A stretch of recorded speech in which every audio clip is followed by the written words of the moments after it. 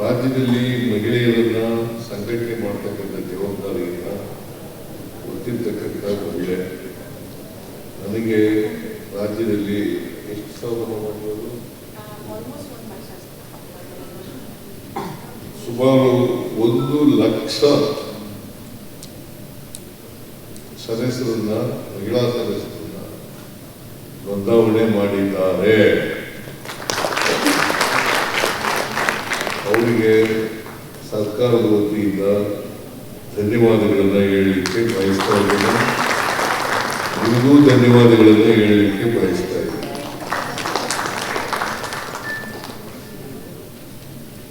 ಈ ನಾಯಕತ್ವದ ಗುಣ ಅದೇನು ಹೆರಿಡಿಟಿಯಾಗಿ ಬರೋದಲ್ಲ, ವಂಶ ಪಾರಂಪರಿಕವಾಗಿ ಬರ್ತಕ್ಕಂಥದ್ದಲ್ಲ. ನಾಯಕತ್ವ ಯಾವಾಗ ಬರ್ತದೆ ಅಂತಂದ್ರೆ,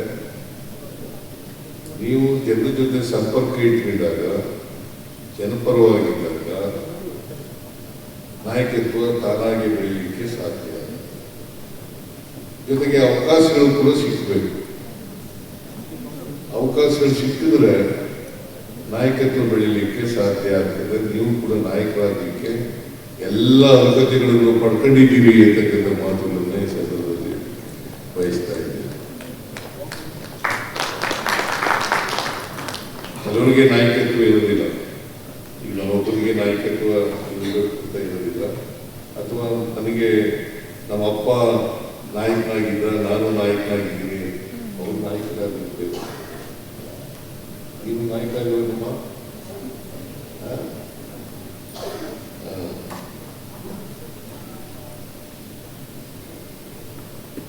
ಶ್ರೀದೇವಿ ನಾಯಕ್ ದೇವದುರ್ಗಕ್ಕೆ ನನ್ನ ಕ್ಯಾಂಡಿಡೇಟ್ ಆಗಿದ್ರು. ರಾಯಚೂರು ಜಿಲ್ಲೆ ದೇವದುರ್ಗ ಮಹಿಳಾ ರಿಸರ್ವ್ ಕಾನ್ಸ್ಟಿಟ್ಯೂನ್ಸಿ, ಅಲ್ಲಿಗೆ ನಮ್ಮ ಎಸ್ ಟಿ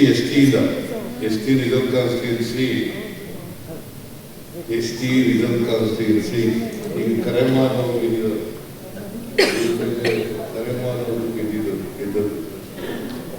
ಇವರು ನಮ್ಮವರೇ ಸರಿಯಾಗಿ ಮಾಡಲಿಲ್ಲ ಅಂತ ಕಾಣಿಸುತ್ತೆ. ಹಾಗಾಗಿ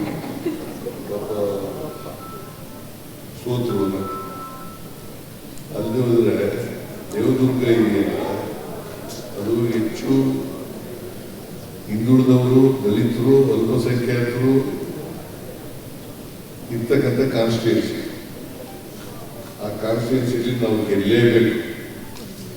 ಆದರೂ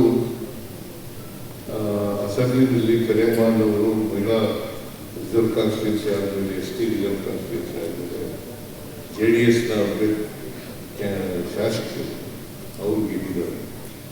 ಸೊ ಏನೇ ಆಗಲಿ, ಅಲ್ಲಿ ನಮ್ಮ ಪಕ್ಷ ಈಗ ಬೆಳೀತಾ ಇದೆ ಅಂತಕ್ಕಂಥ. ಪಾರ್ಲಿಮೆಂಟ್ನಲ್ಲಿ ಲೀಡ್ ಬಂತು.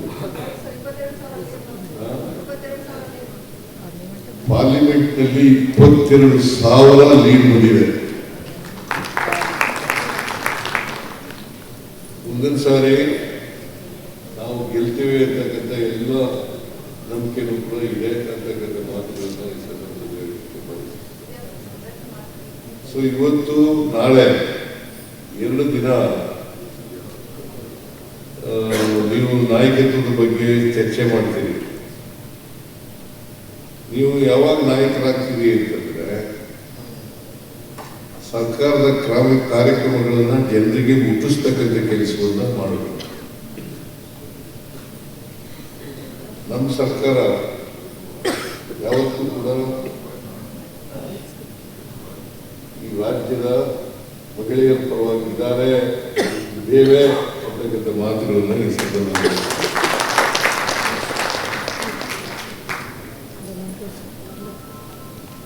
ಕಾಂಗ್ರೆಸ್ ಪಕ್ಷ ಯಾವಾಗಲೂ ಕೂಡ ಲಿಂಗ ತಾರತಮ್ಯ ಹೋಗ್ಬೇಕು ಅನ್ನೋದ್ರಲ್ಲಿ ನಂಬಿಕೆ ಇಟ್ಟಿರ್ತಕ್ಕಂಥ ಪಕ್ಷ. ಲಿಂಗ ತಾರತಮ್ಯ ಇರಬಾರ್ದು, ಯಾವುದೇ ತಾರತಮ್ಯ ಇರಬಾರ್ದು. ಸಾಮಾಜಿಕ ತಾರತಮ್ಯ ಇರ್ಬೋದು, ಆರ್ಥಿಕ ತಾರತಮ್ಯ ಇರ್ಬೋದು, ಲಿಂಗ ತಾರತಮ್ಯ ಇರ್ಬೋದು. ಈ ತಾರತಮ್ಯಗಳು ಇಲ್ಲದೇ ಇರ್ತಕ್ಕಂಥ ಸಮಾಜವನ್ನು ನಿರ್ಮಾಣ ಮಾಡ್ತಕ್ಕಂಥದ್ದೇ ನಮ್ಮೆಲ್ಲರ ಗುರಿ, ಕಾಂಗ್ರೆಸ್ ಪಕ್ಷದ ಗುರಿ ಅಂತಕ್ಕಂಥ ಮಾತುಗಳನ್ನು ಈ ಸಂದರ್ಭದಲ್ಲಿ ಹೇಳಲಿಕ್ಕೆ ಬಯಸುತ್ತೇನೆ. ಬೇರೆ ಪಕ್ಷದವರು ಮಹಿಳೆಯರ ಬಗ್ಗೆ ಬಹಳ ಉದ್ದ ಭಾಷಣ ಮಾಡ್ತಾರೆ, ಆದರೆ ಮಹಿಳೆಯರಿಗೆ ಅವರ ಹಕ್ಕುಗಳನ್ನು ರಕ್ಷಣೆ ಮಾಡ್ತಕ್ಕಂಥ ಕೆಲಸವನ್ನು ಮಾಡುತ್ತಾರೆ. ಇವತ್ತು ನೀವು ತಿಳ್ಕೋಬೇಕು, ಭಾರತೀಯ ಜನತಾ ಪಕ್ಷ ನಮಗೆ ಈ ದೇಶದಲ್ಲಿ ಅಧಿಕಾರದಲ್ಲಿರ್ತಕ್ಕಂಥ ಪಕ್ಷ. ಭಾರತೀಯ ಜನತಾ ಪಕ್ಷ ಅವ್ರು ಯಾವತ್ತೂ ಕೂಡ ಮಹಿಳೆಯರ ಪರವಾಗಿ ಇರ್ತಕ್ಕಂಥ ಪಕ್ಷ ಅಲ್ಲ. ನಾನು ಯಾಕೆ ಈ ಮಾತುಗಳನ್ನು ಹೇಳ್ತೀನಿ ಅಂತಂದ್ರೆ, ಇವತ್ತು ಮಹಿಳೆಯರಿಗೆ ಅಕ್ಷರ ಸಂಸ್ಕೃತಿಯಿಂದ ಬಹಳ ವರ್ಷಗಳ ಕಾಲ ದೂರ ಮಾಡಿದ್ದವ್ರು ಯಾರು? RSS ಅಂತ ಹೇಳ್ತಿದ್ದಾರಲ್ಲ, ಈ RSS ನವರು ಬಹಳ ದೂರ ಮಾಡಿದ್ರು. ನಿಮಗೆ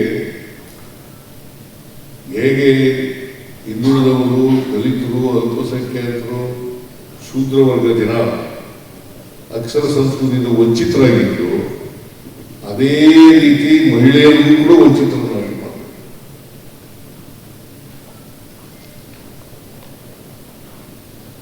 ಬಸವಣ್ಣವರು ಬರೋದಕ್ಕಿಂತ ಮುಂಚಿತವಾಗಿ ಮಹಿಳೆಯರು ಯಾರಿಗೂ ಕೂಡ ವಿದ್ಯಾವಂತರಾಗ್ತಕ್ಕಂಥ ಅವಕಾಶ ಸಿಕ್ಕಿರಲಿಲ್ಲ. ಮತ್ತೆ ನಮ್ಮ ಸಂವಿಧಾನ ಬರೋದಕ್ಕಿಂತ ಮುಂಚಿತವಾಗಿ ಮಹಿಳೆಯರಿಗೆ ಅವಕಾಶದಿಂದ ವಂಚಿತರಾಗಿರ್ತಕ್ಕಂಥದ್ದನ್ನು ನೋಡ್ತೇವೆ. ನಿಮಗೆ ಹಕ್ಕು ಸಿಕ್ಕಿದ್ದು ಯಾವಾಗಪ್ಪ ಅಂತಂದ್ರೆ, ಅವಕಾಶ ಸಿಕ್ಕಿದ್ದು ಯಾವಾಗಪ್ಪ ಅಂತಂದ್ರೆ, ಸಂವಿಧಾನ, ಬಾಬಾ ಸಾಹೇಬ್ ಅಂಬೇಡ್ಕರ್ ಅವರು ಸಂವಿಧಾನವನ್ನು ಕೊಟ್ಟ ಮೇಲೆ. ಹೌದಲ್ಲ? ನೀವು ಹೇಳ್ಬೇಕು ಇದನ್ನೆಲ್ಲ. ನೀವು ಮಹಿಳೆಯರಿಗೆ ಇದನ್ನು ತಿಳಿಸ್ತಕ್ಕಂಥ ಕೆಲಸವನ್ನು ಮಾಡಬೇಕು. ಇಲ್ಲದೆ ಹೋಗಿದ್ರೆ ಮಹಿಳೆಯರು ಶಿಕ್ಷಣದಲ್ಲಿ ಪುರುಷರಷ್ಟೇ ಸಮಾನವಾಗಿರ್ತಿದ್ರು, ಅಥವಾ ಅವ್ರಿಗಿಂತ ಮೇಲೆ ಇರ್ತಿದ್ರು. ಈಗಲೂ ಕೂಡ ಹೆಣ್ಮಕ್ಳು ಇದಾರಲ್ಲ, ಹೆಣ್ಮಕ್ಳು ಶಿಕ್ಷಣದಲ್ಲಿ ಮುಂದೆನೇ ಇರೋದು. ಹುಡುಗರಿಗಿಂತ ಹೆಣ್ಮಕ್ಳು ಶಿಕ್ಷಣದಲ್ಲಿ ಮುಂದೆ ಇರೋದು. ಆದರೆ ಇನ್ನೂ ಸಮಾನತೆ ಬಂದಿಲ್ಲ. ನೀವು ಕಾಲೇಜ್ ಶಿಕ್ಷಣ ಇರ್ಬೋದು, ಶಾಲಾ ಶಿಕ್ಷಣ ಇರ್ಬೋದು, ಆ ಶಿಕ್ಷಣ ನೋಡಿದಾಗ, ಅಂಕಿಅಂಶಗಳನ್ನು ನೋಡಿದಾಗ ನಿಮಗೆ ಸಮಾನತೆ ಬಂದಿಲ್ಲ ಅಂತಕ್ಕಂಥ ಚಿತ್ರವನ್ನು ಕಾಣ್ತೇವೆ. ಕೆಲವು ವರ್ಷಗಳ ನಂತರ ನೀವೇ ಪುರುಷರನ್ನ ಹಿಂದಿಕ್ಕಿ ಮುಂದೆ ಹೋಗ್ತಕ್ಕಂಥ ಸಾಧ್ಯತೆಗಳಿದ್ದಾವೆ ಅಂತಕ್ಕಂಥ ಮಾತುಗಳನ್ನು ಕೂಡ ಹೇಳಲಿಕ್ಕೆ